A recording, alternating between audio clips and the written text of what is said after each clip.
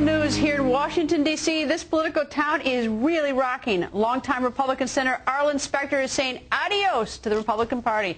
He's switching to the Democratic Party. Senator Rick Santorum is here with us. Nice to see you, Senator. Thank you, Greta. Good to be with you. And both of you, well, he is a Republican senator from, or maybe Democratic senator from the state of Pennsylvania, but you were a Republican senator from the state of Pennsylvania. I was. We were colleagues for 12 years. I served 12 years with him in the Senate, and I got a call first thing this morning, and I looked at. I got a call from Senator Specter, and I'm hosting a radio show, and there were a lot of calls about Senator Specter this morning on the radio show that I'm hosting. I'm filling in for Bill Bennett, and I thought, oh, he's calling me because I didn't stand behind him, and I've sort of said I'm going to sit in the sidelines. And I thought, oh, I'm not going to return this call. He's just going to chew me out. So I waited an hour, and I got a call from John Cornyn, who's the chairman of the Republican Senatorial Committee. He said, "Is it true?"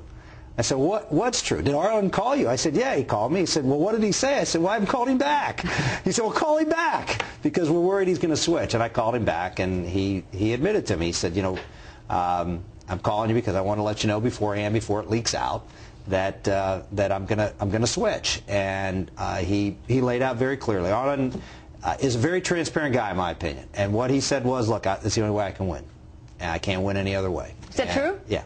I think that's probably true at this point. He told me, and I know I've gotten the feedback from people I've talked to in Pennsylvania. He's been traveling around the state, talking to Republican leaders, talking to the money people as to where they're going to be and what they're going to do. And I think he's figured out that the vote that he cast against the party and against the movement, cutting the deal with Obama to get his his largest expansion of government in the history of this country passed, was the straw that broke the camel's back. That it's way out of line for where the average Republican is. We could, depending on where you are in the spectrum, you could forgive Arlen for a lot of different things.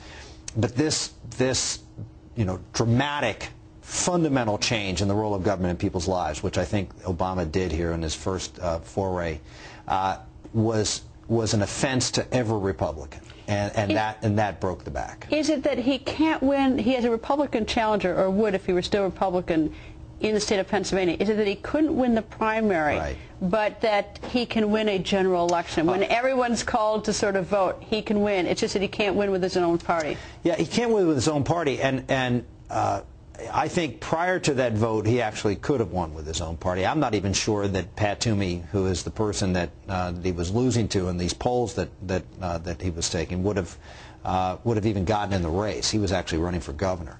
But Arlen not only stuck his chin out, he stuck his rear end out, and then he pulled his pants down and wiggled it at us, and that was just enough. And people just said enough. Pat figured it out and got in the race. And now the interesting question is who else is going to get in the race? I mean, I'm not too sure that Pat may be the only candidate. I think there are other people looking at it. And